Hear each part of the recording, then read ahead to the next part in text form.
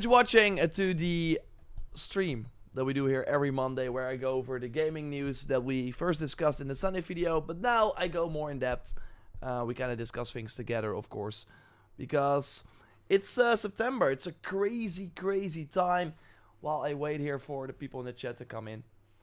And lots of exciting stuff happening. So this week we get an Assassin's Creed Shadows update. And yeah, we should get maybe the patch notes already during the stream, although it could also be that they are later. So we'll have to wait and see for that. I went to Bordeaux. I can talk about that quickly. Or actually, I can say that I was there. That's basically the extent. Hey, Saber Knight, good to see you already. So I was here. Boom. I was at Ubisoft Bordeaux. And we see, of course, the DLC they've been working on. The Class Waji DLC that is launching next week. And they had some Mirage props there too. So that was pretty exciting. Hey Vazi, good to see you as well. Rusty, I saw you in the chat already. Getting mastery points on Shadows because the knowledge is ranked and maxed out. Rusty got the knowledge ranked out. That's crazy. ATG and Mystic, good to see you and good morning. Good morning. Peps Gaming, you're just on time. Mackerman is here too. Good to see everyone, as always. So yeah, I was here. I can very quickly talk about what I saw. So keep an eye on the main channel and on JorRaptor. And then we're gonna discuss it. Nice, you take a hidden blade. Oh yeah, I took more than that. Trust me. Hey, Dovensmeets. Your gym freak is here. Yeah, you could say that. Tron, good to see you. Camiso, hey. Frankie Chu, Mick Motorhead, good to see you as well. Still enjoying Hell Is Us and Chronos, both really cool. Was expensive though, yeah. I mean, it's good on you for supporting these smaller developers.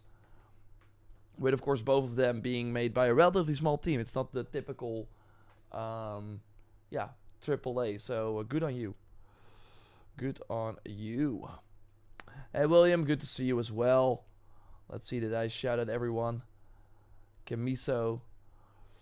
So, the Black Flag remake incoming. Well, again, I was at Bordeaux. They are not involved with the Black Flag remake. I cannot say anything else, only that I was there. But yeah, they are doing both the Shadows DLC, and yeah, we of course know there's a free update coming to Mirage, and they were the lead team on Mirage. So interesting stuff. So I think we're gonna see that stuff too. First, like, it makes sense for Ubisoft to, I mean, them already doing an event for the DLC is pretty big. So yeah, they are putting some extra eggs in that basket, which is nice. Like, usually for Assassin's Creed DLCs, they put up a trailer on launch day and you can play. So yeah, I'm curious how it will shake out, but of course keep an eye on the main channel and JorRaptor for coverage when I can talk about it, and of course the big updates this week as well. Yeah, Mirage, yeah. Mystic says, I hope Cassandra makes an appearance in Shadows. That would be awesome, and not completely out of the realm of possibilities, but of course, yeah, Ubisoft Quebec being the lead team on Odyssey and Shadows. They did hint in a Rennick AMA though that she is leaving, that she left some items from Greece or something. So they are teasing that we might see some Cassandra or maybe Odyssey items in Shadows at one point. Hey, it's ever good to see you. Playing Silksong, it's great. Nice, Peps Gaming. Painting in the lounge as we speak. Well, Steve, good luck with that. That sounds like a pretty nice activity to do. Kenny, good to see you as well.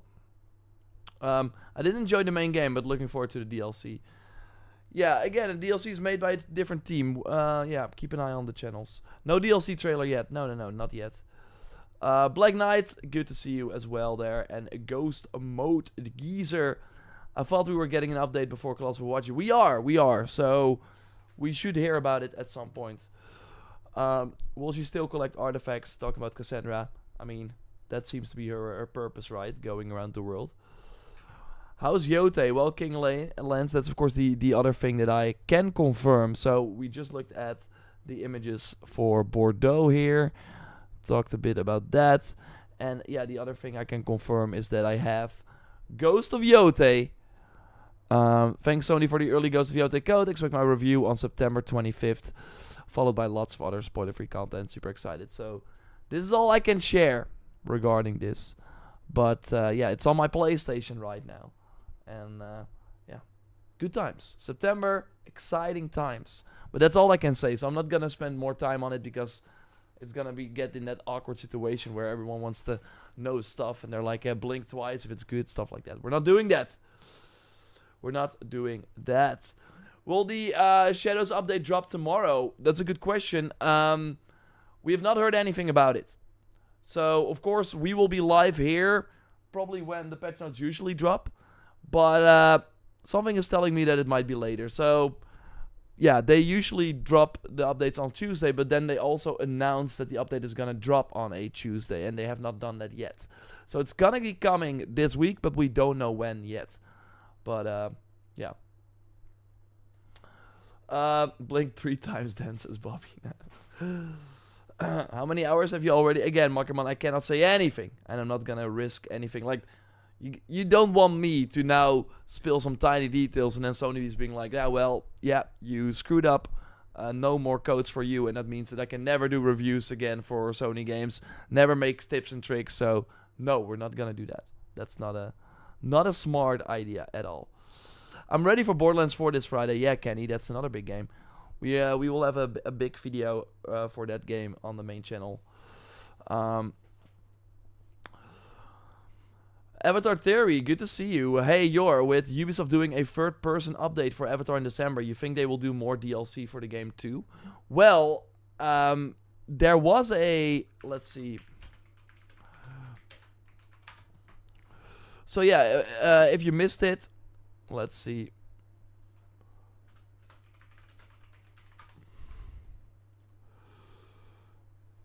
So if you missed it, they're gonna do a third-person update and a New Game Plus update for Avatar Frontiers of Pandora.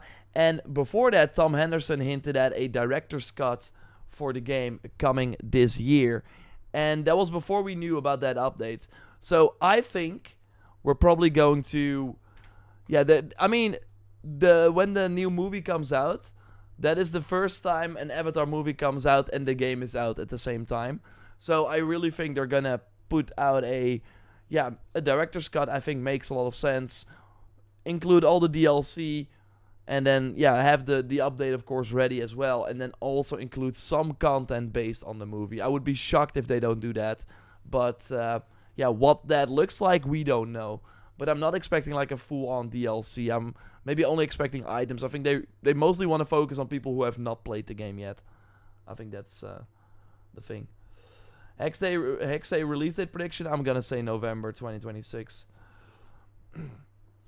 Avatar teased the third DLC at the end of this. Oh wow. Okay, so at the second DLC they teased the third one. Okay, maybe they are going to do it then. That's the I finished the first DLC, did not finish the second one, and now with the third person update, I'm like, I'm gonna wait, and then I will play it with the third person update. But yeah, maybe they do it. I mean, that would be. I think it's smart of them to give that game another boost around the movie. Wild Joker, thanks for joining and chatting there for the first time on Twitch. Love your content. What's your favorite Assassin's Creed of all time? Mine is Origins. Well, we're gonna high five because it's Origins for me too. Because that is when... I mean, I love Egypt. I think that's still the coolest setting I think they did. That was just something that I love the mythology. And all the content they did was really, really good. And yeah, I love Bayek. And I also think that the game was fresh because it was the first RPG.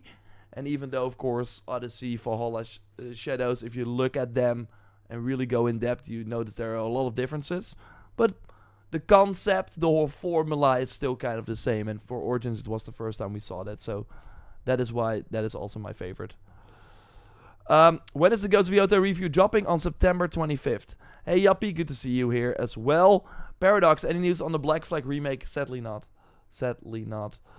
I'm also curious to hear your thoughts on 007 First Light, Stevie Sar. Well, I actually also saw the... let's go to the State of Play. So I did not watch the State of Play because I was in Bordeaux for that Assassin's Creed event. But I did watch the gameplay they did. Let's go here. I did watch the gameplay they did at Gamescom. So this session, this first like gameplay demo they did, that's what they also showed at Gamescom.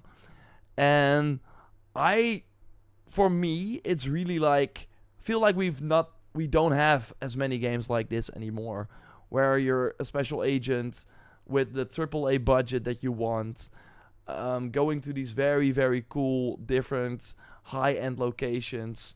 And yeah, having also a cool set piece. Of course, later on they have the car chase.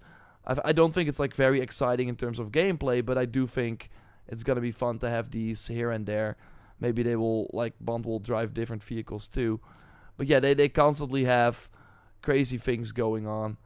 Yeah, I think it will be a lot of fun to play. It really reminded me of Uncharted. I hope the combat, like, it doesn't look like all these barrels. It's of course an easy cop out for having cool explosive action and some extra like things that you have to aim at instead of just the enemy. But I think it's gonna, like, I'm not expecting Uncharted style combat. I really think, looking at the Uncharted, like I played 3 on like the hardest difficulty, and it was really strategic. I really love that. I don't think 007 will have that. I think it will be more fun, but they do have some interesting like enemies that are different, like the armored one we saw. And yeah, they have like melee, of course. You can use the environment. You have your gadgets. So I do think it's gonna be a lot of fun to just play through this game. And again, without Uncharted being here, like Uncharted 4 was 2016, and I feel like we've not just seen any game try to replicate that and be successful at it. And I think also, of course, with the amazing music and the James Bond games, I love them in the past as well, and now having the Hitman team, because they could just do another like linear sort of Uncharted style game. But I think, like, again, these scenes very Uncharted-esque, but the going to your target in these more crowded environments, this is gonna be very Hitman-esque, but then with a way higher budget, and having multiple ways to approach your target and kind of like a small puzzle here and there, I think is exciting in a game that is usually very linear. So no, I'm very, very excited about this. Hey, Jet Laner, good to see you as well. Big mistake that the third person mode was never included from day one. They had the cosmetic store, so why not let you see it all the way? I get it, Avatar Theory, but they wanted to immerse you into the world. I mean, I'm happy they're doing it later, but I agreed. Third person mode would have been great at launch. Curse of the Pharaohs for Origins was so good, I agree. Bike was good, the story good, but the side quests were mid sometimes. Kino and Sky, good to see you. Yeah, I agree. But it was also them for the first time, like, really doing these more RPG style side missions. So I still think they were fine, and they were not very memorable. That's right. I think Odyssey, of course, took it to the next level, but we have not seen that yet. Or like after Odyssey, we've not seen them tackle the side missions and be as successful as they were in Odyssey. With Valhalla, of course, ditching them for the mysteries, and Shadows, not really having them apart from some of the ally missions that also were not that exciting. I played GoldenEye and N64 with friends. Yeah, yuppie, me too. And I played Nightfire a lot on PS2. I love that game. Playing against the bots in the cable card mission, like one of the levels, one of the maps you had. Yeah, 007 looks fun. I'm just worried performance. I hope they release. Yeah, I mean, I've seen like many games in this. Like, I think it's awesome that they are already showing this stuff right now in this day and age. We're really seeing games and then they launch a few months later, which I like. But I also think it's sometimes cool to get hyped for some future games. I think especially the performance in this scene in the airplane needs some work. But they're like launching. Ooh, look at this. Yeah, it's kind of rough. But they're launching in on March 27th, So they have like half a year to polish things up. And I think they have enough time for that. So if this was like 1 month before launch, then I think we should be worried. But right now, I think they will probably be fine. Usually in the final months, when all they do is polish, these things will be ironed out and it will look way better. And the next time we might see it, maybe at the Game Awards they do another trailer or something, we will probably see that it already looks way better. Yeah, we've seen that recently, well, I think for Crimson Desert already. And the Blood of Dawnwalker, the game that I've discussed for my Gamescom preview as well. Uncharted much? Well, why not? Let's go, why not? Yeah, there were some massive slowdowns in the preview. I'm leery about the later levels, yeah. Hey, Steven, good to see you. No holiday this week. Oh my god. No, I'm here again. To be fair though, we've been like invited to a lot of events, so I've been traveling for the channel as well. But no, this week I'm at home, which is nice. Ajo Latte Bunjone, I totally butcher your name, but I appreciate you, and I don't know what the emoji means, but hey, thanks for joining. Anyone excited for Borderlands? Curtis is saying, well, yes, but as you might know, I am lucky enough to have already received Yote. And what would you do if you have Borderlands and Yote? And I need to finish the review. So that's like, I hate this September window because Dying Light is also coming, and I would have played that too. Like if Dying Light released and there was no other game around, I would have played that too. But now I'm like, yeah, I can also play Yote. I also want to play the Colossal Waji DLC for Shadows. Like I actually have to play that because I want to make a lot of content on it. So I mean, it's first world problems for sure having Yote already, but that does mean that I have to skip some other games. Kenny is asking, and I think this is an interesting one, how successful do you think Borderlands will be? I think it will be successful, but not as successful as 2K is hoping. I really think they are banking hard on this. Borderlands 3 sold insanely well, like 15 million or something. I hope it, of course, does really well. But Borderlands 3 had the benefit of being, like, Borderlands 2 was 10 years or something before Borderlands 3. People were kind of dying for a game like this. I still think those people are there, but I'm not sure if they can really reach the mainstream that would normally maybe pick up a Borderlands game. I think it's going to be, like, when Borderlands 3 came out, the world already looked quite different. Now on the PS5, you have way more live service games and looter shooters that maybe people that normally would play Borderlands are now playing. So we will see. I think, again, it will do. I think it will be successful, but I don't think it will be on the level that 2K wants. Paradox, thoughts on Wolverine dropping a potential trailer? Well, let's talk about that now, of course. Every Monday we stream live here on the React channel, and I also record videos that you will then see later on the React channel for if you cannot make it to the stream. But of course, if you are here, then you'll be with me as we record the video. And one of the topics is that, yes, indeed, Wolverine is coming. Wait, I'm gonna look up one more thing. Lulu, la lily. Yeah.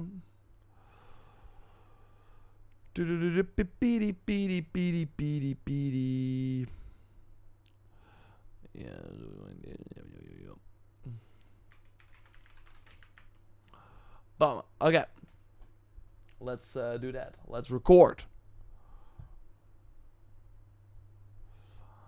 Harrington, we have no Black Flag remake update, sadly. Again, Ubisoft has a ton of other Assassin's Creed content that they will likely focus on first before they talk Black Flag. Okay, let's go.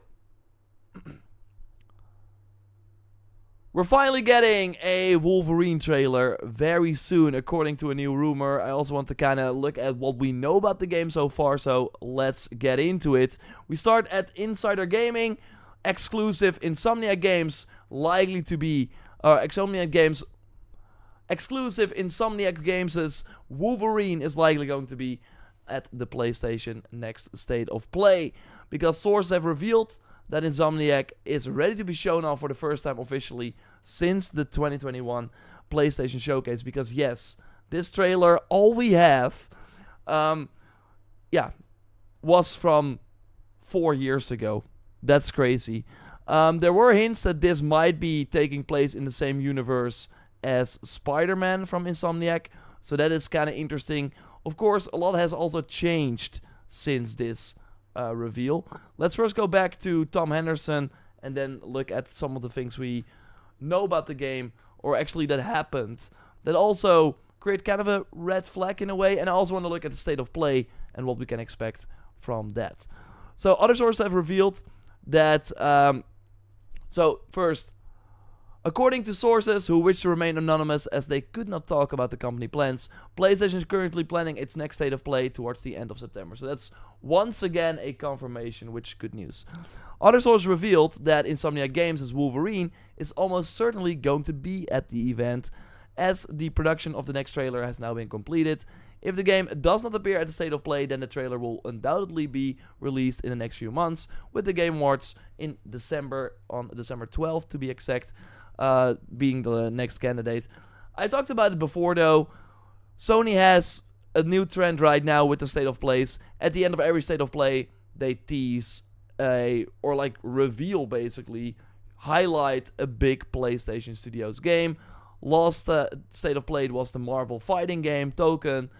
Before that it was Seros, the new game from the Returnal makers. Before that it was Ghost of Yotei, of course launching 1 year later because they showed that at the September state of play for 2024. Before that it was Astrobot. Before that it was Kojima, I think, with the Psytant, his like return to espionage. Basically, of course, what happens is that Sony goes to third-party publishers. They're like, okay, yo, let's do a marketing deal. We can give you a spot in the state of play. And yeah, then they want to make that state of play more exciting, and they put one of their games at the end. So it seems that next time we hear about a state of play, which is likely a week from now or 2 weeks from now, around Tokyo Game Show, which like the 24th of September, I think it starts, or 25th. So that is when we will likely get a state of play, maybe on that Tuesday or something. So yeah, Wolverine is going to be there, which is on one hand kind of surprising, because what we learned some time ago here in October 2024, PlayStation's Wolverine creative director is now leading Xbox Perfect Dark. So basically, Brian Horton, who also was a director on Miles Morales, after Miles Morales started working on Wolverine, has now left. Or he left basically Insomniac to work at the initiative on Perfect Dark. We of course now know that the initiative is no more and that Perfect Dark has been cancelled. On his LinkedIn, he still says creative director on Perfect Dark. So I'm not sure what he's doing now. Would be funny if he then returns to Insomniac. But it was always kind of a weird thing. Like, why leave Wolverine from Insomniac, a PlayStation 5 exclusive, for Perfect Dark? Now, nothing against Xbox and Perfect Dark, but I do think you could argue that that's a step down, right? Especially because when he joined, the game was already in trouble, hence why it got cancelled as well, of course, half a year later. So, kind of interesting. What we then learned is that the game is now being helped by creative director Marcus Smith, and also Mike Daly will serve as Wolverine's new game director. So basically, Brian Horton leaves. 2 people from Insomniac, veterans, have taken over Wolverine. But yeah, when a big person like a creative director leaves, like the creative director was in charge of all the creative decisions. Obviously, he would then discuss with the team and stuff, but basically the buck stops at his like vision. So having him leave, maybe there were some like things that did not work out, but having 2 other people come in usually means that they will likely have to reshoot or do things again or reboot certain parts of the game. So that's why I think them coming out to reveal the game again and potentially launching next year is interesting. You would think they might need more time, but yeah. So Marcus Smith is now the director on the game. He was for Marvel Spider-Man, basically all the big Insomnia games he worked on. So yeah, good stuff. And we also have Mike Daly, who also, has been like directing a lot of the Insomniac games over the years. So Wolverine totally in good hands, but yeah, it's still weird that they shifted developers later in development. That's never really a good sign. So what we learned, and why I say 2026, because if Wolverine is at this state of play, it likely is going to be a 2026 game. We know for a fact that Sony wants to release at least one big single-player PlayStation game per year. So this year it's Death Stranding 2 and Ghost of Yotei. Although you could argue that it's really Ghost of Yotei, as that is really from a Sony-owned studio. Of course, they don't own Kojima. And we know Death Stranding will likely come to Xbox at some point, to PC. So yeah, it's kind of a different thing. And Ghost of Yotei will probably sell in one day more than Death Stranding 2 in a year or something. Like, the Ghost of Yotei is way more popular, way more mainstream. So that means, and we saw this picture already. So that means, and we saw this picture already, and I'm kind of like blocking the screen here, so let me move myself up a bit. That means that, so this is like kind of what they are talking about here. They have like Ghost of Yotei. So this financial year, 2025, so basically from April 2025 until March 2026, they will have those two games. But then after that, they will have Intergalactic or Wolverine. So with them saying we want to launch a new game every year, it's going to be one of those two titles. And with Wolverine's trailer being done, it's likely going to be Wolverine. So I really think when we see Wolverine, it will have the 2026 at the end of the trailer, which is exciting. So again, there's going to be a state of play in September. Tom Henderson, in that article talking about Wolverine, also notes about some other things. So first, Jeff Grubb said there would be a state of play. Jeff Grubb has been right countless of times regarding the state of plays. And then also here, if we go to Tom Henderson's article, he says, as for what else is at the next state of play, it could feature remains to be seen, but it's likely going to feature Bungie's upcoming marathon, a new Metroidvania God of War. So this is the Greek God of War game that has been like rumored, like a prequel actually, but yeah, a Metroidvania. So curious who's developing that and what that will be, but that could be interesting. I kind of get like a Prince of Persia Lost Crown vibe from it. Insider Gaming also has a good authority that a mainline title is also in the works, so a next mainline God of War, which of course exciting, but we're questioning, is that Cory Barlog's game, or is that another game that they are working on at Santa Monica? But they are busy, and I can't wait to see, I can't wait to find out when they will basically talk about their next game. Phantom Blade Zero, and possibly even Naughty Dog's Intergalactic. This is where I'm like, okay, let's temper our expectations. Usually a state of play is third-party games, 50% you don't care about, maybe more. There are some AAA games. I think PlayStation has a deal with Battlefield. Of course, Ghost of Yotei will show up because it's the final time they can talk about the game before the launch on October 2nd. And I think then they might have some, I think mostly third-party games that they will show that are not that interesting. And then bam, end with Wolverine. I don't think Intergalactic is going to be here.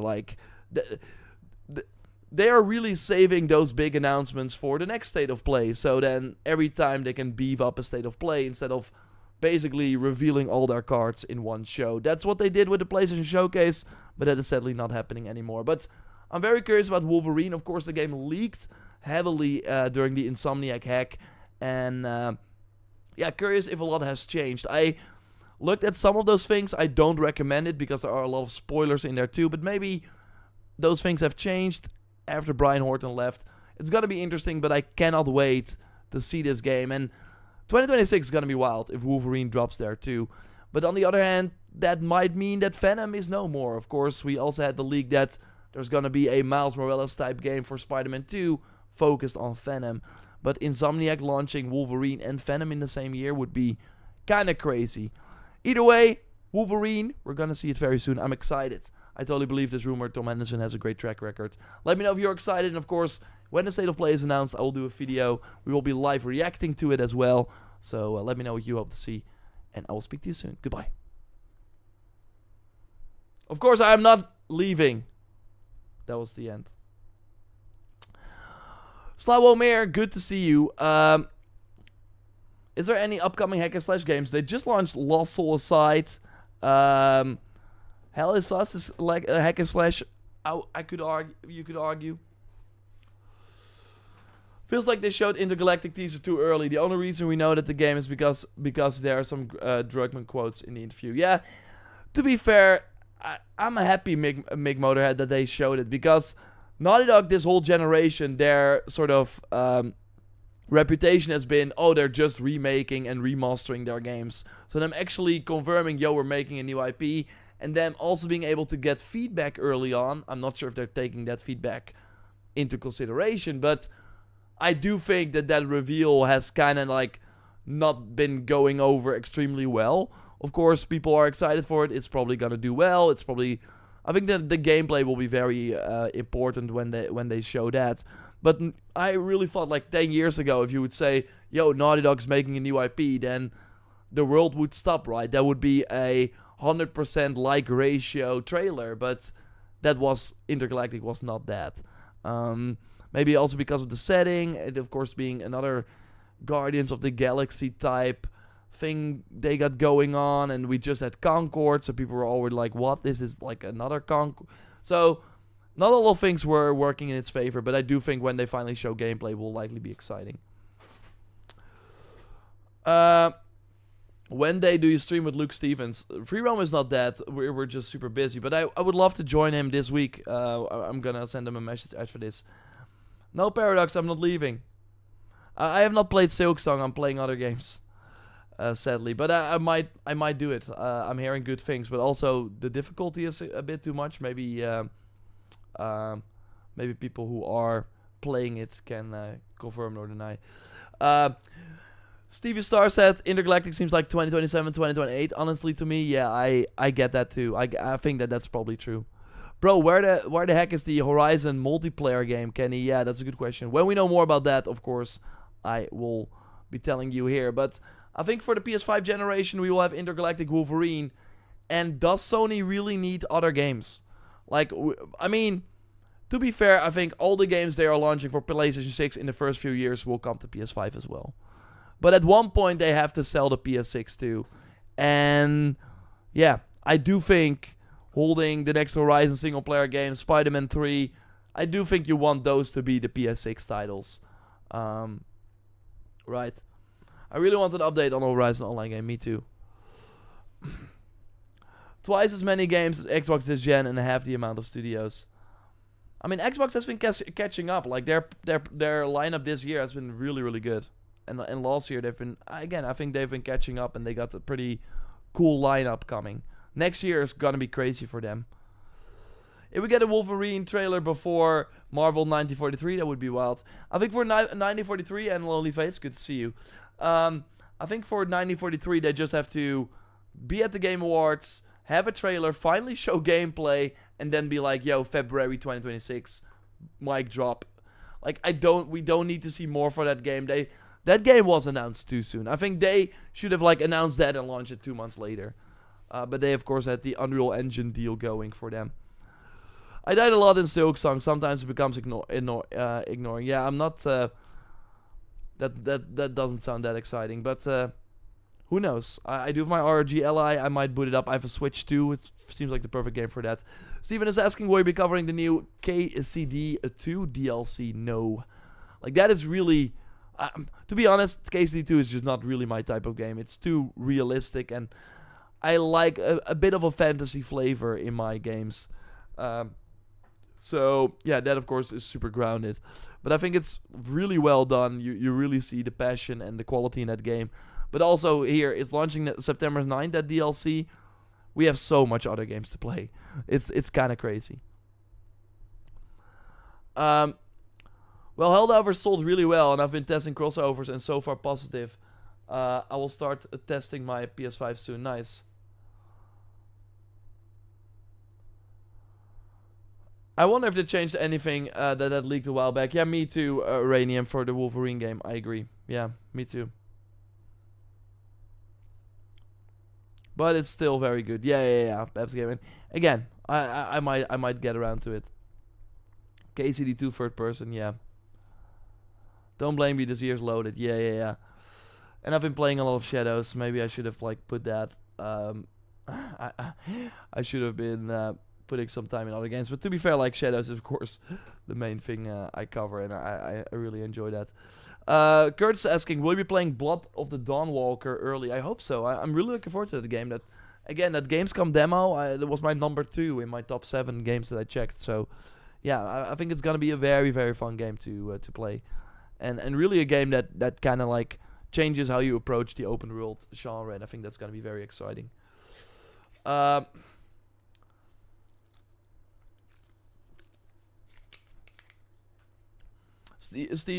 Steven Sar, I totally feel this. I'm replaying Red Dead Redemption 2 and realism can be annoying. The amount of times I've lost my horse because of its out of whistling range is annoying.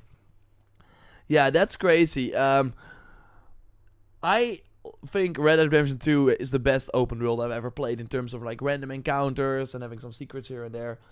But being able to lose your horse in like the desert or whatever, like in an area where you have nothing, and then you are forced to walk for 30 minutes, or the fact where, okay, I'm gonna do this mission now, you cannot save, so you're just stuck for 3 hours on this mission. I really think that Rockstar should have some more quality of life things. I know it's what people like, but yeah, that's why I also prefer the, like, it's kind of similar to no fall damage. I prefer no fall damage. I don't like having to walk around this whole mountain while I could just fall down and be there quicker. I mean, I'm playing a game. I'm not like trying to be yeah, it's not the real world basically. And KCD2 had that too, and I also am someone who kind of lost patience sometimes. And then to also, like in KCD2, when you drop down, you have the fall damage, but you also break things and stuff, and then you have to patch yourself up, and we're suddenly like doing survival elements, and that's just not really for me. But Red Dead Redemption 2 is totally amazing. I just prefer some more quality of life features.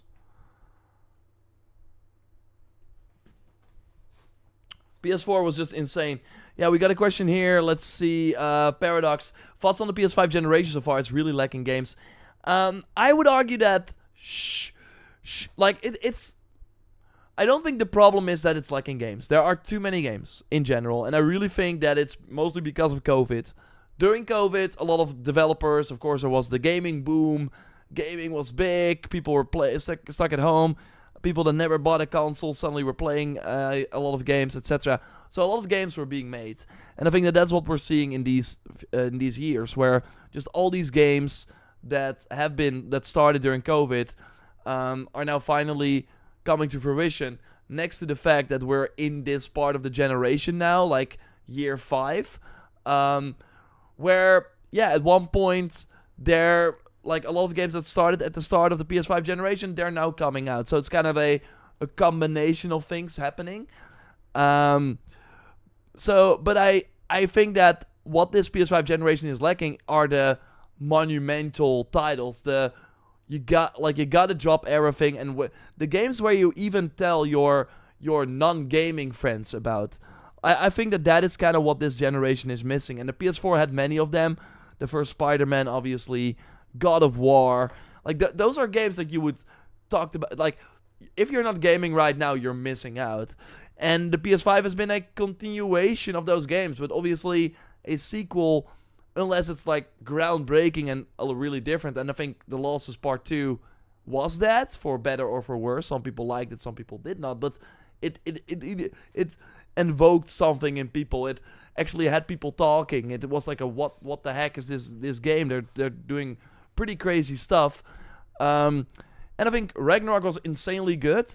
But if you did not like 2018, you're not gonna like Ragnarok. Spider-Man 2, same story. If you did not like Spider-Man 1, and I think when a new game comes out, people want to give it a shot, maybe see if it's for them. It's a completely new experience. And these sequels for Sony have been very iterative. And I think that is not helping them either. If you really look at, okay, what new experience did Sony give us this generation? I mean, Returnal, you could argue, is that. Astrobot in a way, because of course that was a VR game first, and you had the playroom. This was like maybe because of the playroom you could not really count that either. So yeah, I think Wolverine and Intergalactic are going to be those games, are going to be the, yo, look at this. And it's kind of said that those will be probably the final big first-party PlayStation games as well, next to the live service, because that is kind of what happened this generation. All the new ideas, the new IPs, and things that they were like trying went into the live service boat. And on the other hand, you could argue it's kind of smart of them to then play it pretty safe with the sequels, because you cannot have a lot of like live service failures, and then you're also trying a lot of new IPs on the single player front that have a higher chance of failing as well, instead of doing a sequel. So they played it safe in one department, kind of went crazy in the other, and of course it did not really work out, apart from Helldivers 2. And yeah, then we're in this situation where, yeah, the PS5 feels lacking games. It's not really lacking games if you look at the side-to-side lineup, but it is lacking those games that you tell everyone about, that you're like, I can't believe what I just played. And I feel that is kind of what this generation has been missing.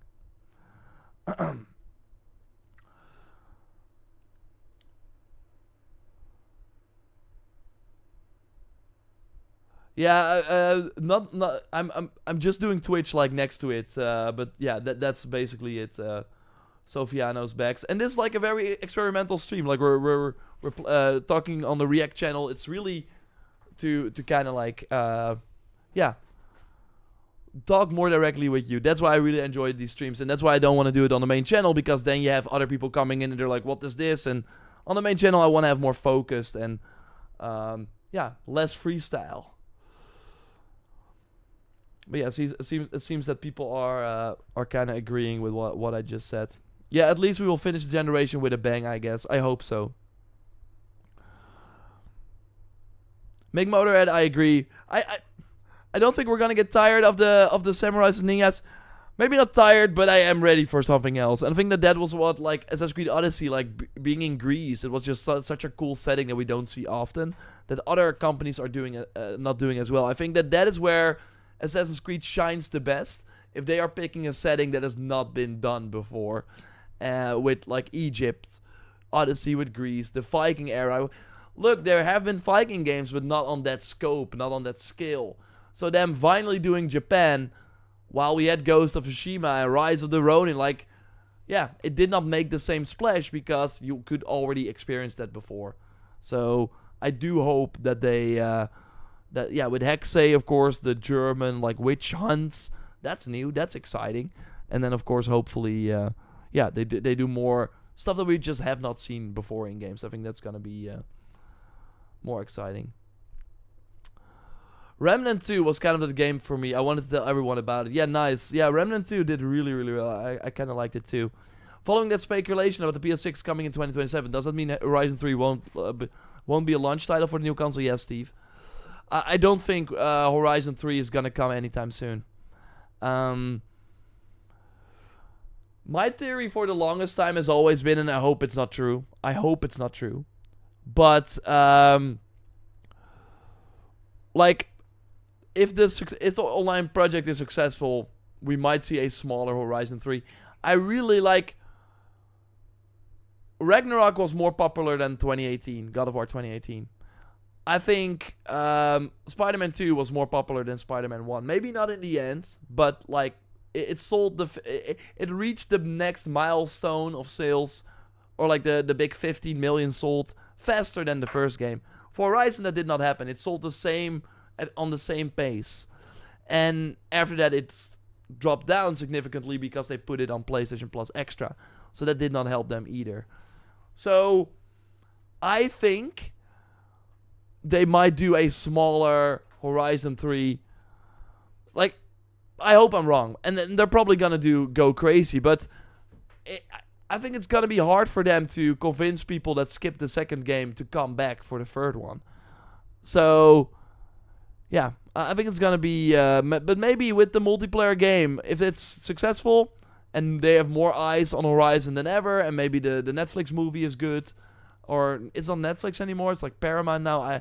kind of lost track of that rumor because they first had the TV show and then the movie. Either way, maybe that will help the franchise as a whole. But yeah, I think they have to do something with 3, not just be like another third game. And that's what we've also overall been seeing. Trilogies don't really work anymore in this day and age when these games take so long to make. Because it could totally be that Horizon 3 launches 8 years after Horizon Forbidden West. Which is crazy. So, and then 2017 is when Zero Dawn came out. So, there's like too long of a time for people to follow one character. And that's why I think we've been seeing way more games with switching characters. It's still in the same franchise, but you're following different characters. And that's why also the Final Fantasy VII, like, third game is gonna have a hard time. Because, okay, you have the first game, people played that. Then you had a drop-off for the second game. There's gonna be another drop-off for the third game. I don't think people are gonna jump into that third game for the first time. That's just not what's gonna happen. And with the Mass Effect trilogy, with Uncharted, it worked because these games launched like 2 years after each other. That's just not happening anymore. So, they're going to space. I hope so, 53 Nights. I hope there's a proper conclusion to the Horizon games. Yeah, that's what I'm saying. Like, maybe they will give that conclusion in a smaller package. And then be like, okay, if we spend this amount and we have like 80% of the people that bought Forbidden West buy this, then we break even and we make a profit, and then we focus on what's next. I would prefer it, maybe. This might sound crazy, but I think I would prefer it if they dropped a Miles Morales Aloy game and then did the next single player Horizon in the Horizon universe, completely different character, or maybe a different time period or something. I don't know. But then I think there's so much story to tell, and I think that Aloy is kind of holding the franchise back, which is kind of crazy to say, but I do think that there could be way more to tell in that story, and maybe focusing on different characters, on someone who's actually really part of a tribe that is not some sort of god. I think that would be very interesting, but maybe the online game will provide that. We will see. Forbidden East. No. It's probably going to be Horizon Zero or Horizon Nemesis or something. Horizon was written as a trilogy. The story was written back when the first game was. Sure, but things change, and it's a business in the end, so we will have to see. We will have to see. Horizon's world is great, but flying businessman being the enemy was odd. I love that reveal. That reveal of the of these far-seen people, like these aliens having survived, basically. I mean, they were aliens for them, but I think that was so cool. That was like, what the heck is going on? You could argue that they maybe did not do as exciting things, but it helped like create some interesting boss fights too. I thought the story was actually pretty awesome. And then of course the ending and how it all came together, like the cool fights there. I think the story was really, really cool. Actually, it's just that Aloy did not advance enough. I think her arc of not asking for people's help and then realizing, oh, it's actually good that we have companions, and I don't know, didn't really like that much. Again, I think Aloy, great character, but time for someone else. Burning Shores was amazing too. Yeah. The locations need to change for Horizon. Yeah. It's gonna, but that's my point also with Horizon. They can change as many things, but if the story is a continuation of Forbidden West, it's gonna be hard for people to understand. It's gonna be hard for people to jump in with the third game, and they do need that. I wish I could play Phantom Blade right now, like the minute. Yeah, it's a great game. Stick is saying, is AC Hexay on track for 2026? Well, that leads us to our next topic. So let's. Aloy is the face of Horizon. What are you talking about? I get it. She is. Hey Melissa, good to see you. She is totally the face. And I like her too, but as someone who loves the franchise, I think she's holding the potential of the franchise back.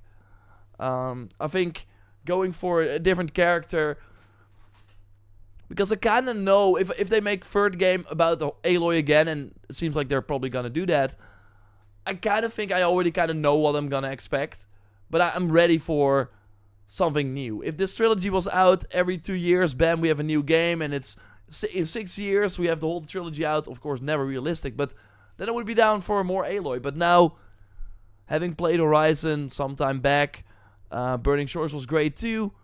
Yeah, I think I'm ready to move on. I like Aloy a lot better as the continuing lead than main character in Avatar movies, Jake. Oh yeah, but then you name like one of the worst characters ever.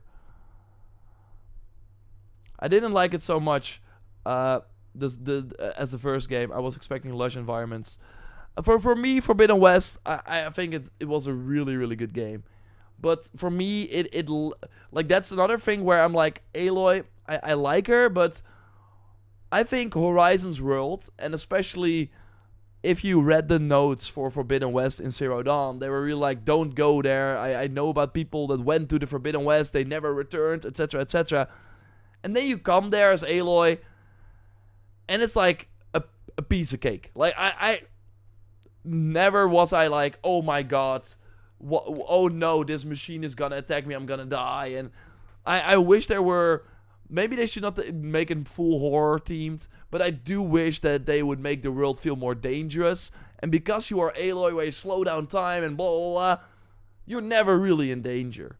So I think playing a more grounded character who really has to survive in this world and has to train and maybe get some help from companions in combat or whatever, I think that could really elevate the game as well, instead of being this kind of OP character. Can't believe yours divorcing Aloy. I love her, but I also think that, yeah, having 3 games and 2 DLCs with the same character and having to probably wait till 2028 or 9 to see Aloy again, at that point I'm like, okay, I think I would be more excited to learn about someone new. You know damn well that Slaughter Spine was whooping your ass. Oh yeah, no, I'm not saying like the some of the machines totally kick my ass. I still think the Fire Claw and stuff like that are super, super dangerous. But the first time I encountered the Slaughter Spine was on the beach. I was just like casually walking down. What's that? Oh my god, it's like a way more crazy Thunderjaw. That's crazy. I think it would have been cooler if we... Okay, now I'm in the forest, what the heck? And then you're... And what the heck? And then you're being chased, and... I don't know, I never got that tension, that feeling where I'm like, okay, I'm being hunted, I'm really in danger, while they were hyping the Forbidden West up as this dangerous zone, don't go there. But because we are Aloy, we can survive. And yeah, I think I would love to experience the Horizon world as a regular hunter. I think that would create some extra tension. And then also the Tenakt being this like deadly tribe. They were like not... I was never scared of them or anything, but they were made out to be these very, very bad people. And when they were not that nice all the time, but... Okay. Did Aloy cheat on you, Yeah, I don't want to talk about it. 53 nights. She's the heroine of the game. Yeah, she is. But she can be the heroine. She has been the heroine. It's time for Jake from Avatar to step up. We need a regular guy. No. I mean, the regular guy can still be a hero, but I don't want to be this OP. I like everyone is waiting for me. I think the Horizon world could be way, way better told if you were just an average Joe. Because then you really see, oh wow, these people have to survive with bow and arrow in this mechanical dinosaur world. How they're gonna do it? Oh, we're just slowing down time. And I don't know. Okay, that's enough about that. I did not make friends here. That's good. That's fine. Something to think about. Okay. It's time for something else. Because, of course, we make videos here too. That I then post on the React channel. And we got a pretty good one. So, let's get into it. It's about the Ubisoft lineup for the next few years. The Ubisoft lineup for the next few years has leaked with some surprising games. Let's go over everything that you need to know right here. Big shout out to Tom Henderson from Insider Gaming because he has the scoops. He talks about Rayman. There's like a 30th anniversary going on right now, and basically Ubisoft said, yo, we're working on the future of Rayman, but fans should not expect news from us too soon.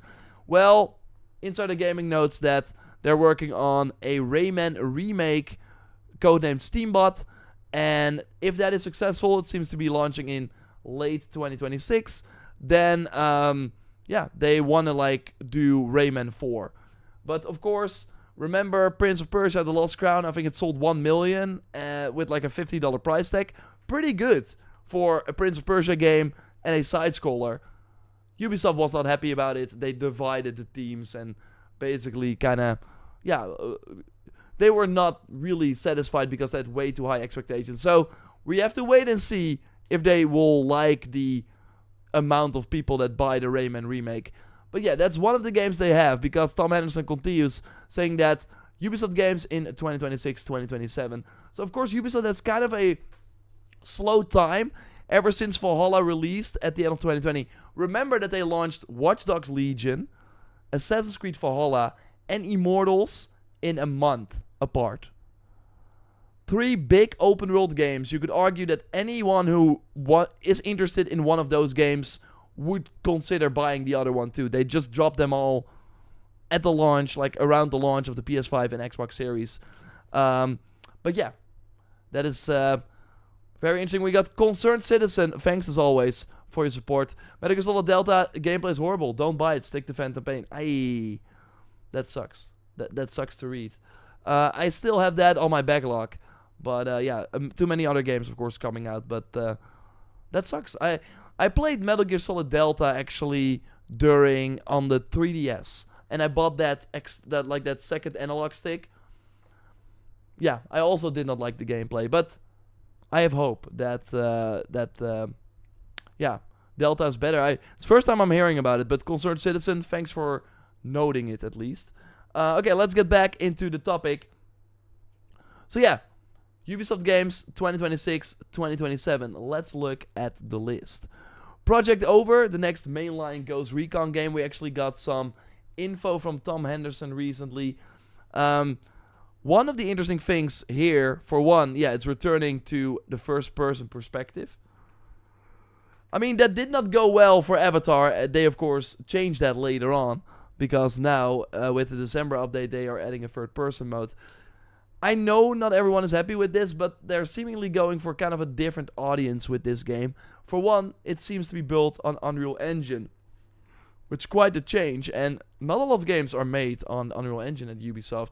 They usually work on their own engines, like the Anvil engine for Assassin's Creed. X-Deviant was on that engine as well, and they also have the Snowdrop engine from The Division. Star Wars Outlaws was on that. Avatar, again, Division. But yeah, it seems like Ghost Recon is going to be here.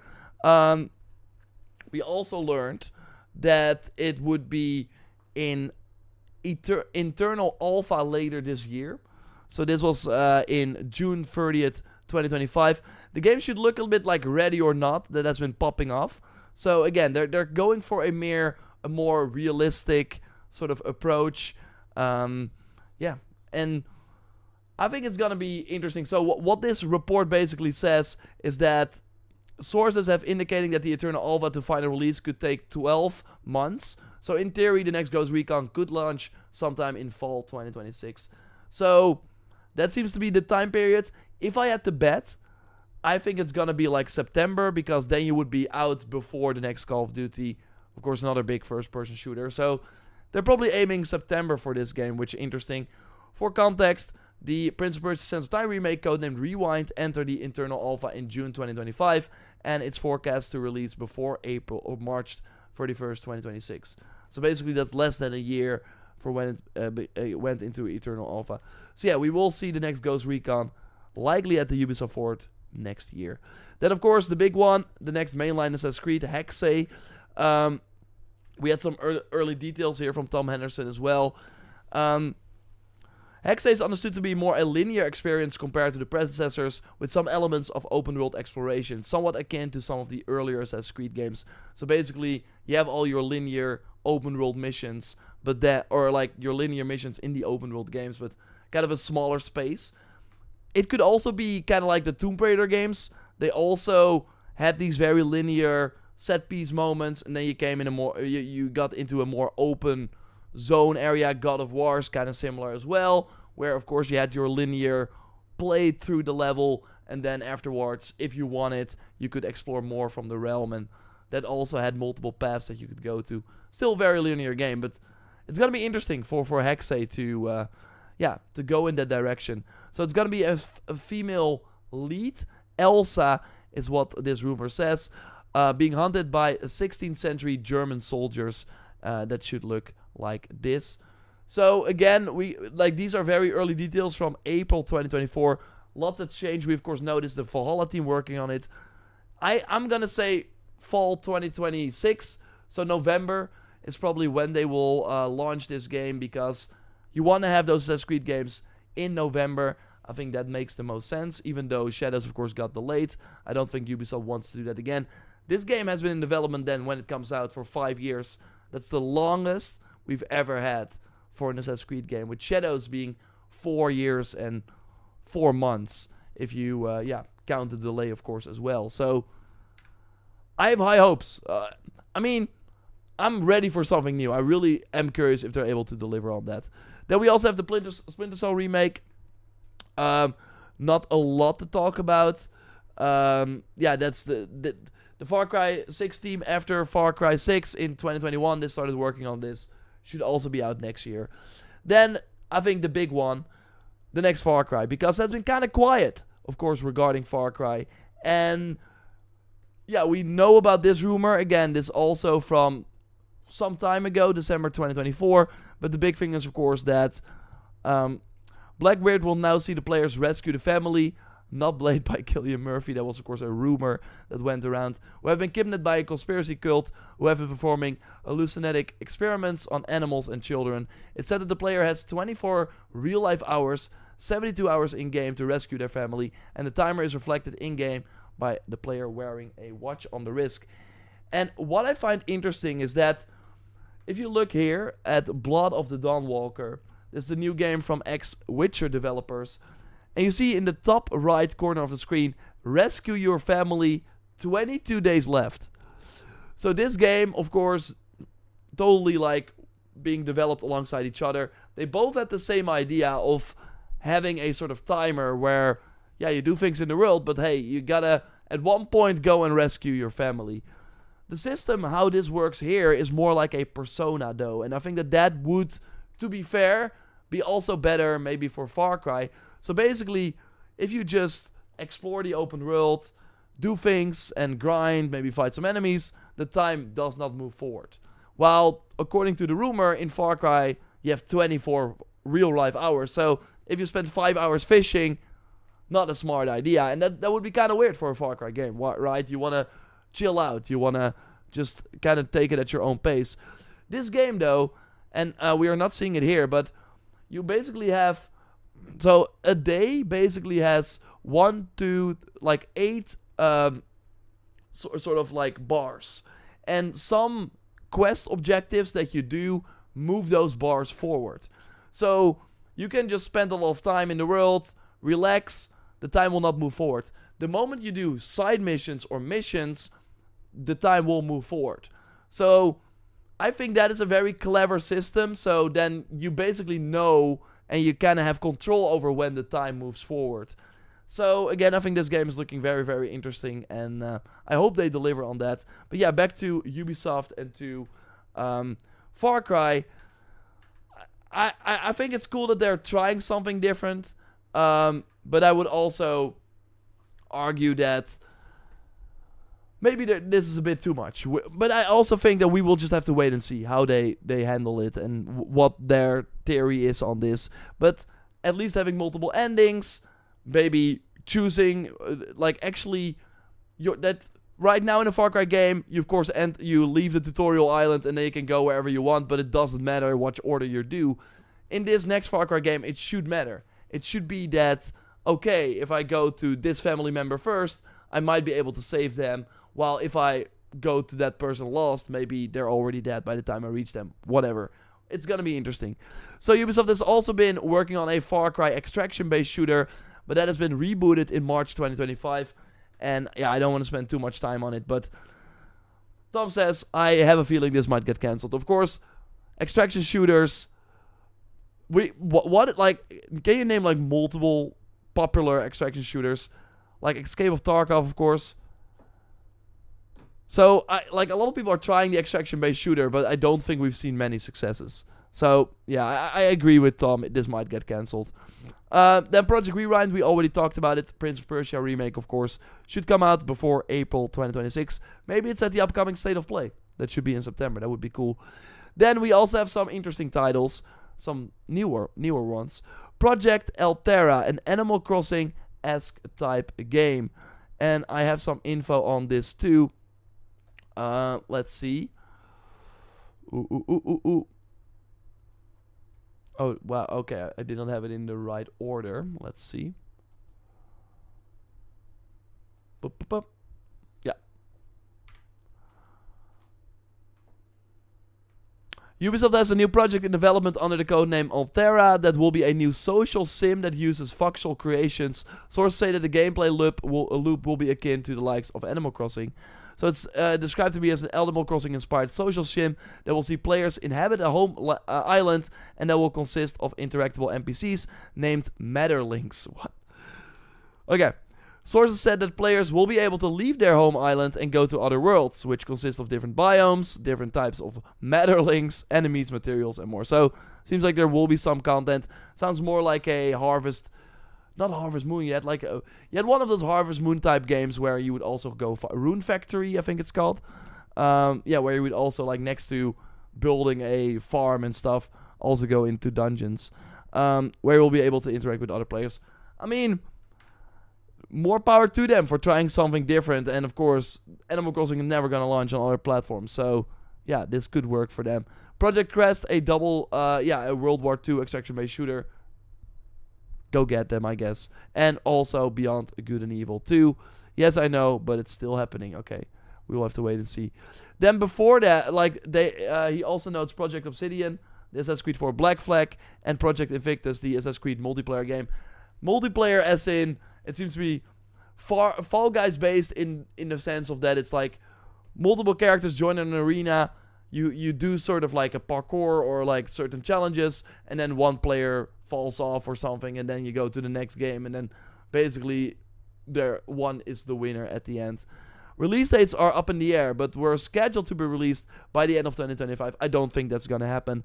We of course know that Mirage will have a free DLC sometime later in the year, so I think they're probably going for early 2026 for Black Flag, and Invictus, who knows? I'm not I'm not really looking forward to it, to be fair. Maybe when I see it, I'm like, okay, that looks awesome.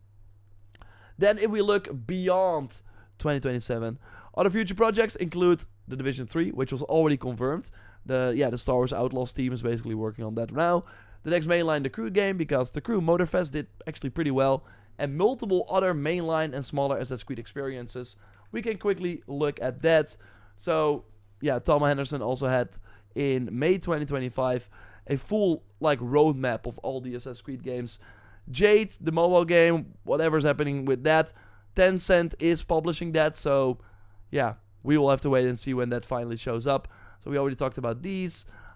Scarlet, the next big RPG after Shadows, will launch after Hexay support ends in 1 year, so that should be end of 2027, which would be crazy. Stardust, another second remake, likely of the first game, I would imagine. Emerald, another multiplayer title with at least a 5-year plan, if it meets internal expectations. A PvE game, so where we likely work together. RPG 3, likely the next game from the Shadows team. Remake 3, again, they're going crazy with all these Assassin's Creed games. But I think they are banking, of course, on their biggest franchises. I don't think they're gonna see the same success as some of those franchises had in the past, but I do think it's gonna help them kind of regain some foothold, a bigger foothold than they have right now in the gaming industry, and hopefully work from there. I'm especially curious about the next Far Cry game. I really, really hope that they can surprise us, make us excited again, because Far Cry 6, I liked it a lot, but it did not do a lot. It did not innovate enough that formula that we kind of know now. So I hope the next game will be different. And all these Assassin's Creed projects, I mean, Shadows did well for them, so they got something going. And I do think that looking at how people are reacting to the post-launch for Shadows, they don't think it's enough. I do think there's a hunger for more Assassin's Creed games. If it will be as many as they are publishing, will remain to be seen. But yeah, a lot of things going on with Ubisoft after a few slower years. So let me know what you look forward to, of course, in the comments down below. Subscribe for more, and I will speak to you soon. Goodbye.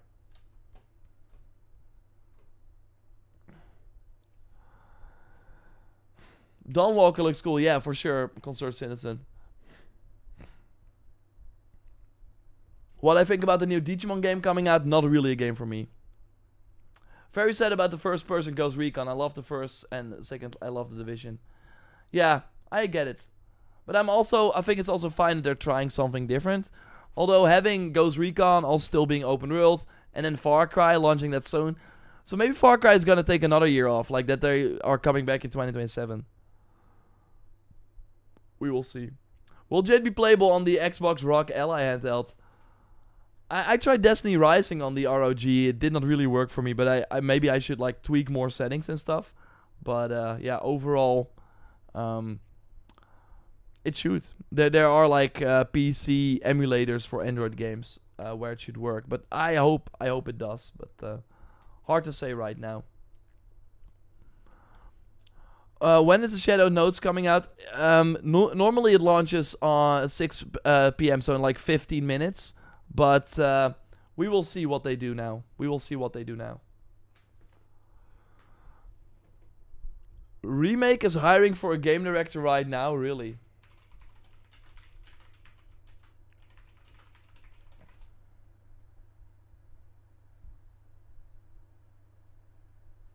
That's not a good sign.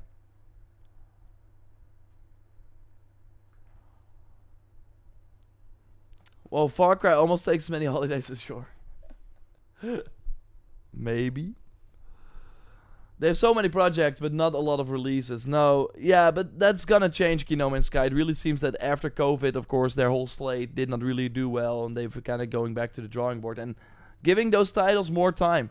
Like, if you look at Wildlands to Ghost Recon Breakpoint, that was 2.5 years of development time. This new Ghost Recon will be in development for 6 years or something. So...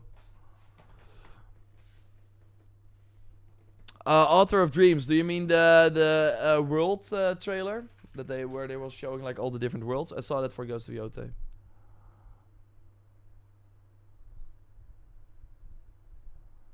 Papiri.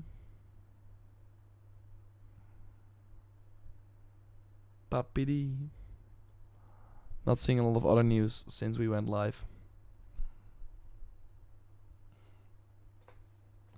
Crazy, it's been years since Far Cry 6 came out. Again, they're just taking way more time, and I think that's good. But we will see.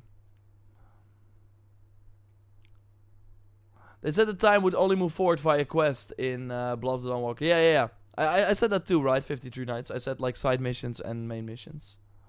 Or do you mean like it's only side mission or only main missions? Yeah, look a bunch of screenshots for the Yota. Yeah, I saw it. Using a single player collection for a single player game is a crime. I don't know.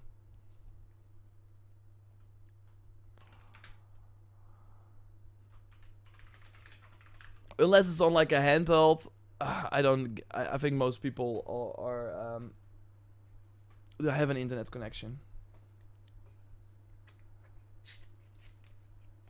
No problem. 53 nights.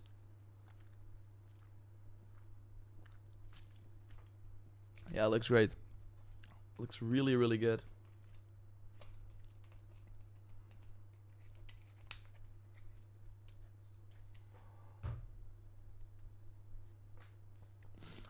Byron, Hollow Knight Silk Song deserves Game of the Year. It's gonna be a very interesting competition, but I think Expedition 33 will take it. I think Silk Song is, of course, amazing. It will get nominated, but maybe win Best Indie Game or something, and then Game of the Year goes to Expedition. Do you think there will be cities? I hope so, because that was what was kind of missing, right, on Tsushima.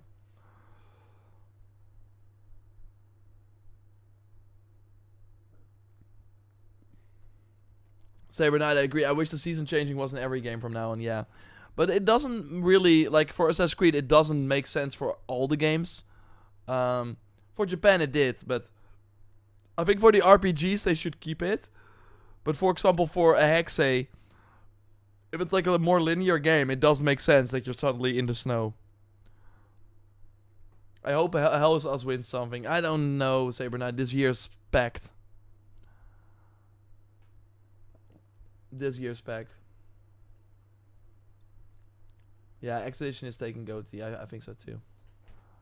I don't think they're... Unless like Valve drops a Half-Life 3 or something. But I don't think that's gonna happen. And I don't think there will be another game. My favorite game of the year will actually be Donkey Kong. Nice. Yeah, you would think that one Nintendo game at least gets nominated, right? So maybe Metroid. Like Metroid, of course, is another wild card. Those games usually score very high. Dude, the visuals are insane, I know. I hate the way they implemented Season in Shadows. Feels like years passing. I don't know how you could otherwise do it. But I like it. I think having the snow in almost every part of the map is very exciting. Any Devil May Cry 6 update? No, Harrington. Sadly not. Howdy, I'm legit thinking about buying a PS5 just to play Yote. I mean, if you don't have a PS5, then yeah, you will be able to play a lot of other games as well. But GTA 6, of course, next year. If you're gonna buy GTA 6 anyways, and don't want to wait for a PC release, then I think getting a PS5 for Yote is a smart bet. Kingdom Deliverance 2 is a game of the year for me. Fassy, I get that. The competition this year is a little too crazy. Yeah, it's crazy, and also because I think Game of the Year, you could have like a lot of great nominations for Game of the Year, but like next year GTA 6 is gonna win, right? Something really crazy has to happen for GTA 6 not winning Game of the Year in 2026. So even if like the number 2, 3, 4, 5, 6 are better than the number 2, 3, 4, 5 of this year, GTA 6 still gotta win. This year, though, I feel it's more like an even playing field. So I think that's what will make the Game of the Year interesting. But it does seem like Expedition 33 came out of nowhere. And of course, really, really solid. How good is the game Ghost of Yote? We will have to wait and see. Kenny, I agree. GTA 6 will probably be delayed. I think so too. But then it would still be in the Game of the Year conversation. Main story beats should change the seasons, like in Hogwarts Legacy. I don't think that really makes sense for Shadows, because that game takes place over more than just 1 year. Like in Hogwarts Legacy, it's just 1 year that you're experiencing as a student, but in Shadows, there are multiple years advancing, and they of course made a gameplay loop about it as well, which I think was cool. That it was not just a visual change. And like what I don't like in Hogwarts Legacy is that, okay, then at the end of the game, it's always that season. And I think it's cool that in Shadows, because you play that game for way longer, you go back to snow often. I was kind of shocked to see Red Dead Redemption 2 wasn't Game of the Year. What won that year? 2018. It was God of War, right? Yeah, I think God of War is the better game, but yeah, that was tough. So maybe next year it could be another game instead of GTA 6. Sure, could be.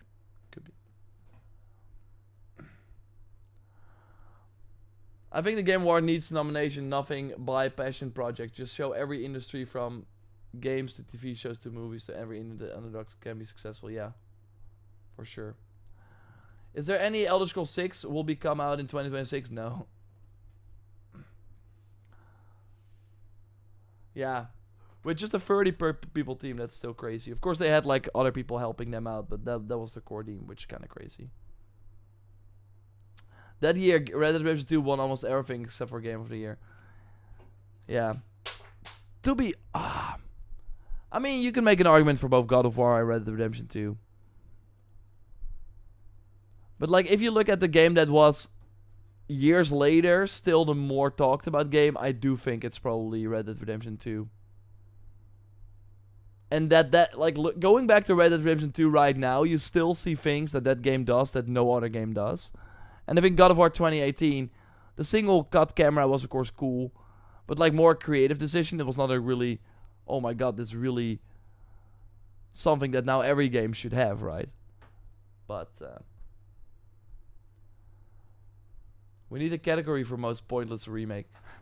I think it's good that the Game of the Year and awards are focused on the positive.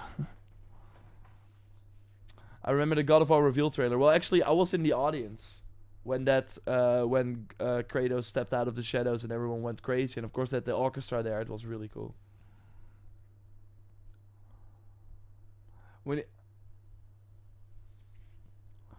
I really don't like the story, how you go after any target. It felt like a side mission most of the time. I think you're talking about Shadows?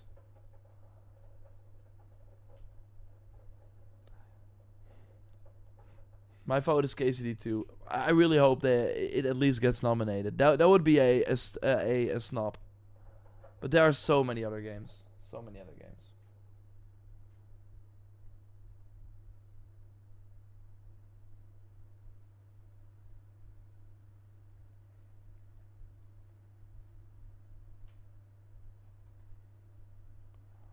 Doo-doo-doo.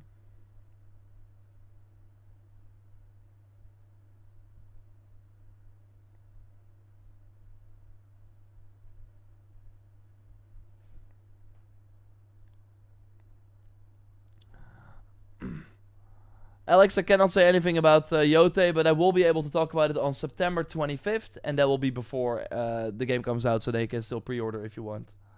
I wish they remake Far Cry 3. That would be kind of cool, actually, but not something I would be like down for. Like, they did a remaster pretty recently. What do you think about the future of Mafia? It's hard to say. I think they might wait till the holiday season if the sales pick up, but I don't think the game sold incredibly well.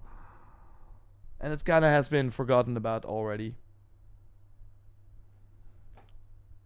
Is that a temple or a city? This feels more like a temple. We will have to wait and see if there are cities. I hope so.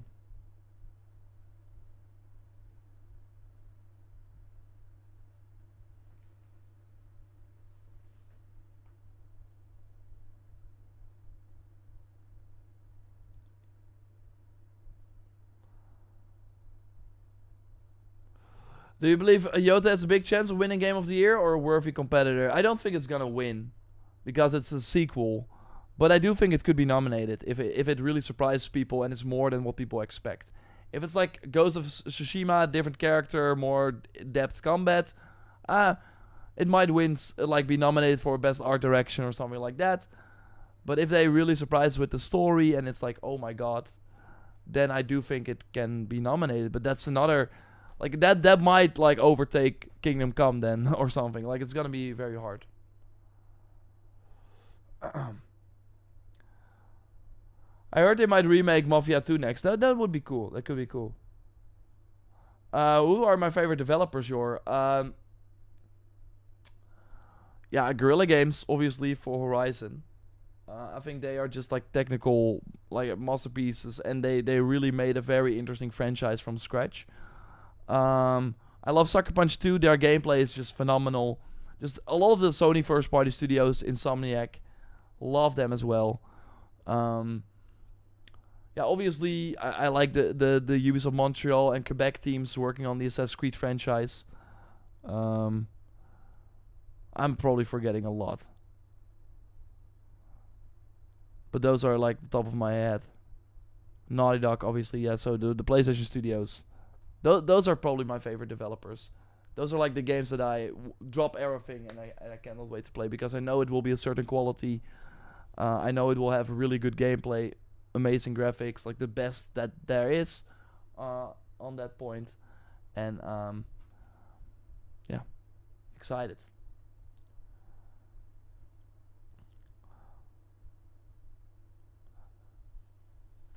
Expedition is gonna sweep.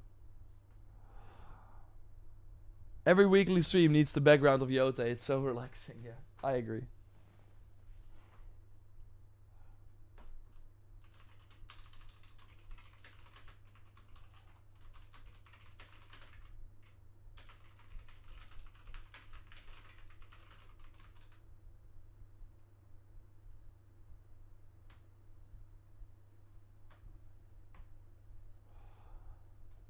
So yeah, we need 5 more minutes, but I don't think the patch notes will drop. Will you start posting video guides on Borderlands 4? We'll do one guide for Borderlands 4. The best characters. So you can look forward to that very soon.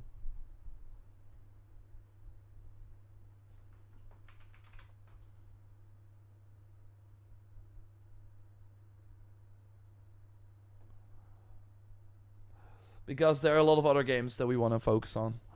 PlayStation single player games are always worth playing, yeah. 100%. But there have been just not enough of them this generation, which kind of sucks. We already went over that. We already did. But yeah, that looked kind of cool, the different areas in Ghost of Yote.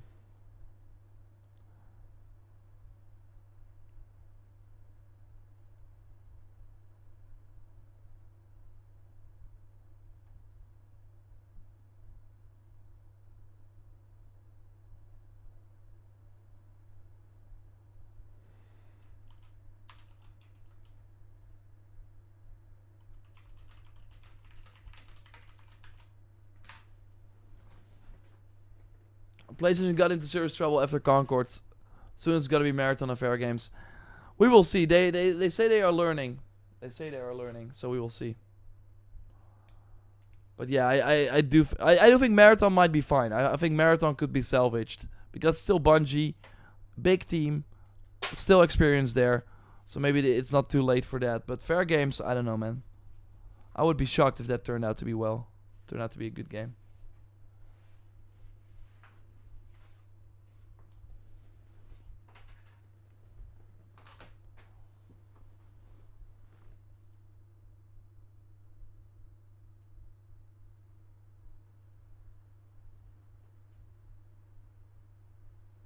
Which other games have you been playing besides Ghost of Yote Chronos Helsus? Mostly Shadows, New Game Plus. Fair Games is toast, yeah.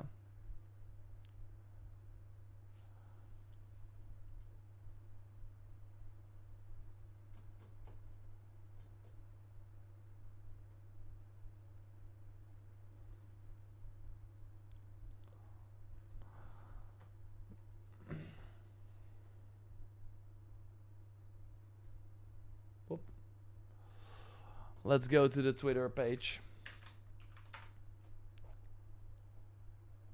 for Assassin's Creed.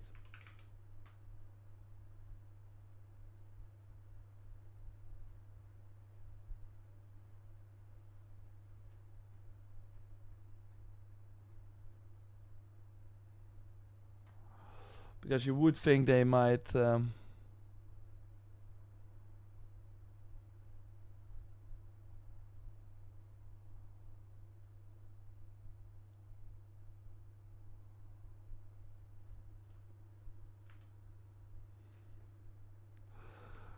The Kronos combat is kind of overwhelming. I'm happy that that game got great reviews, though. I think it's nice that Blooper Team got another win. Yeah, I'm not sure about Silent Hill F either, Ahmed. I really hope it turns out well. It's such a shame we don't get good enough hack-and-slash games like God of War and Devil May Cry. I mean, Lost Soul Aside just released. That is hack-and-slash to the max.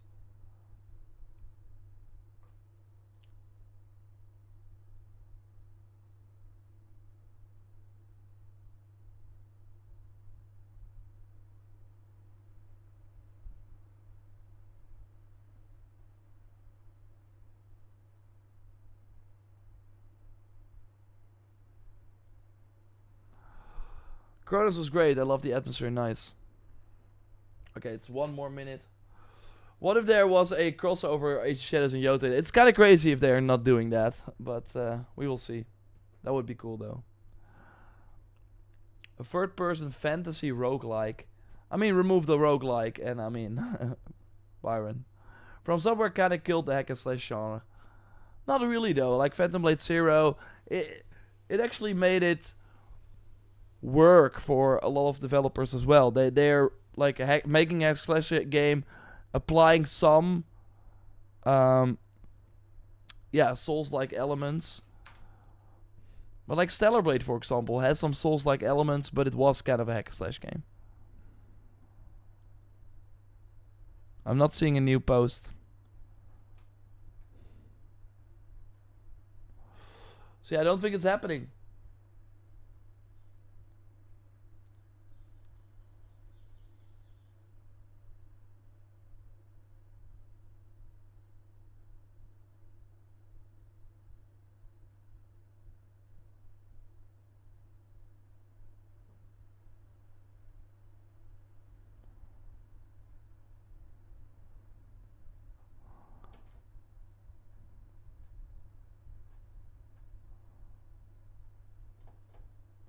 Yeah, I don't think we're getting the patch notes. It's gonna be later.